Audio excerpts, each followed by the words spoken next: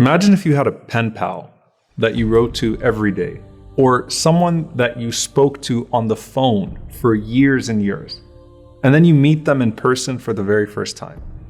If you took 5 years of prayer and you just calculated 5 prayers a day for 5 years, no sunnahs, nothing else, not even taking into account the various circumstances of people, that means you would have prayed about 10,000 times. That's 10,000 times you've been in dialogue with your Lord, and that's not including dua or anything else. Now, if you've had all those conversations and you still don't feel like you've ever spoken to Allah or have a relationship with Him, that's significant.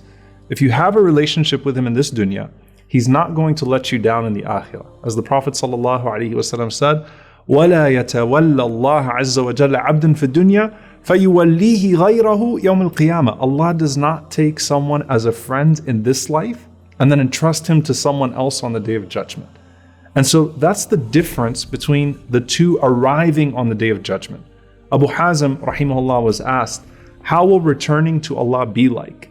He said, as for the obedient one, his return is that of a loved one who is absent, whose family is eager for his return. And as for the sinner, it's like the return of a runaway captive, and his captor is angry.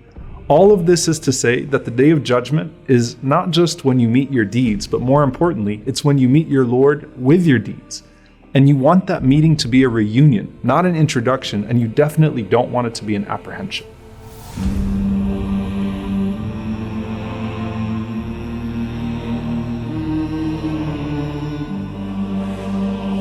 إِنَّا نَخَافُ مِنْ رَبِّنَا يَوْمًا عَبُوسًا قَمْطَرِيرًا. Verily we fear from our Lord a distressful day. فَوَقَاهُمُ اللَّهُ شَرَّ ذَلِكَ الْيَوْمِ وَلَقَاهُمْ نَضْرَةً وَسُرُورًا. So Allah spared them of the horror of that day and gave them radiance and inner joy. The Prophet ﷺ said that Allah has said, by my might, I will never combine in my servant khawfayn wa amnayn, 2 feelings of fear or 2 feelings of security. If he feared me in this world, I will make him feel safe from me on the Day of Judgment. And if he felt secure from me in this world, then I will make him fear me on the Day of Judgment. So those that ignored Allah in this life and were blind to His guidance are ignored by Allah in the afterlife, and they're unable to see Him. They just feel His anger. كَلَّا إِنَّهُمْ عَنْ رَبِّهِمْ يَوْمَئِذٍ لَمَحْجُوبُونَ. The disbelievers are veiled from Him. And this causes them even greater apprehension because they will know His presence and they will sense His anger, but they see nothing of Him subhanahu wa ta'ala that comforts them. As for the believers, they get to see Him in that assembly, but not in the full sense of blessing that is present in Jannah. So how does Allah arrive to this gathering and introduce Himself to the righteous? The Prophet ﷺ said, يَتَجَلَّى لَنَا رَبُّنَا عَزَّ وَجَلَّ يَوْمَ الْقِيَامَةِ ضَاحِكًا. Our Lord will present Himself to us laughing on the Day of Judgment. Subhanallah. Like Abu Razin radiallahu anhu said when he heard the Prophet ﷺ describe the laughter of Allah, he said, لَن نَعْدَ مِن رَبٍّ يَضْحَكُ خَيْرًا. We will never be deprived of good by a Lord who laughs. And this is a gift to the believers that puts them at ease in that gathering. So who are those we find ease for in this first sight of Allah?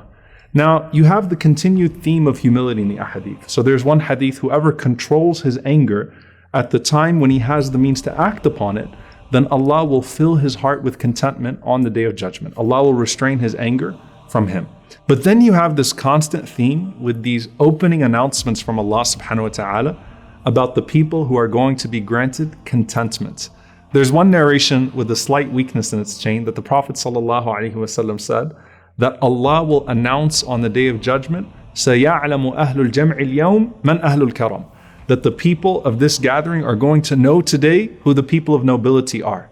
And they say, and who are they, Ya Rasulullah? Who are they, O Messenger of Allah? And he said, أَهْلُ الذِّكْرِ فِي الْمَجَالِسِ. Those people who are distinguished by their remembrance of Allah subhanahu wa ta'ala. Now, almost every narration about those who are granted contentment as they stand there when hellfire and paradise have been brought forward and Allah subhanahu wa ta'ala addresses the gathering has to do with being a person of dhikr, has to do with being a person of remembrance. Imran ibn Hussein radiallahu ta'ala anhu, he reported that the Messenger of Allah sallallahu alaihi wasallam said, verily the best servants of Allah on the Day of Judgment are al-hammadun, those who used to constantly praise Him. And one time the Prophet ﷺ was with the companions and he said, Sabaq al-mufarridun, Sabaq al-mufarridun. Those who practice solitude have raced ahead. And they said, Ya Rasulullah, who are those people? And he said, Al-mustahtaruna fi dhikrillah. Those who are completely immersed in the remembrance of Allah. And then he said, sallallahu alayhi wasallam, يَضَعُ الذِّكْرُ عَنْهُمْ أَثْقَالَهُم فَيَأْتُونَ يَوْمَ الْقِيَامَةِ خِفَافًا. Their dhikr, their remembrance has lifted all of their burdens. And so they come on the Day of Judgment weightless, with no burden whatsoever. And subhanAllah, you see that Allah starts to call out to them. Now, people of dhikr, they loved the most beloved place on earth to Allah, and those are the masajid, which are the most beloved places to Allah. Why? Because of the amount of dhikr in there, the remembrance of Allah in there. So Rasulullah ﷺ said, Allah announces, Ayna jirani, Ayna jirani. Where are my neighbors? Where are my neighbors? And the angels, they respond and they say, Rabbana, waman yanbaghi an yujawiraka. O our Lord, who is befitting to be called your neighbor? And Allah will say, Ayna ummarul masajid. Where are those who used to frequent the masajid, those who were regular in my houses in this world? Then the Prophet ﷺ said, ثُمَّ يُمَيِّزُ الْعُلَمَاء. Allah then distinguishes the scholars. And remember, the righteous scholars are called what in the Quran? They're called Ahlul Dhikr, the people of remembrance. And these are the opposite, of course, of the hypocrites amongst them. May Allah protect us, who have their own humiliation on the Day of Judgment. These are the sincere scholars who lived what they taught. And they use their knowledge to get close to Allah. إِنَّمَا يَخْشَى اللَّهَ مِنْ عِبَادِهِ الْعُلَمَاء. Those who truly fear Allah are the true scholars. So this day they have no fear. Allah says to them, يَا مَعْشَرُ الْعُلَمَاء, O company of scholars, لَمْ أَضَعْ فِيكُمْ عِلْمِي وَأَنَا أُرِيدُ أَنْ أُعَذِّبَكُمْ. I wasn't going to waste my knowledge on you just to punish you today. قَدْ غَفَرْتُ لَكُمْ. I've forgiven you all. You see the theme here? Those people of knowledge and in these circles of remembrance that had the shade of the angels in this life going up to Allah, and Allah announcing to the angels that He was pleased with us, even though we couldn't hear it or see it, we felt it. Now Allah is making those announcements in front of the angels and in front of everyone else that He's pleased with us. The difference is we're actually there to witness the announcement this time. May Allah make us amongst them. Allahumma ameen. Finally, there is the specific dhikr the Prophet ﷺ mentioned for this moment. He said, sallallahu alayhi wasallam, whoever says 3 times in the morning and in the evening, رَضِيتُ بِاللَّهِ رَبَّا وَبِالْإِسْلَامِ دِينًا وَبِمُحَمَّدٍ صَلَّى اللَّهُ عَلَيْهِ وَسَلَّمَ نَبِيًّا. I am pleased with Allah as my Lord, I am pleased with Islam as my religion, and I am pleased with Muhammad sallallahu alayhi wasallam as my prophet. كَانَ حَقًّا عَلَى اللَّهِ أَنْ يُرْضِيَهُ يَوْمَ الْقِيَامَةِ. Allah has taken it as a guarantee upon Himself to please that person on the Day of Judgment. So the 3 questions in the grave, you're already pleased with the 3 answers. And so when you think back to what we said early on, وَمَنْ أَعْرَضَ عَنْ ذِكْرِي فَإِنَّ لَهُ مَعِيشَةً ضَنْكًا. The one who turns away from the remembrance of Allah has a constricting life. And we said that's in this dunya, that's in the grave, and on the Day of Judgment.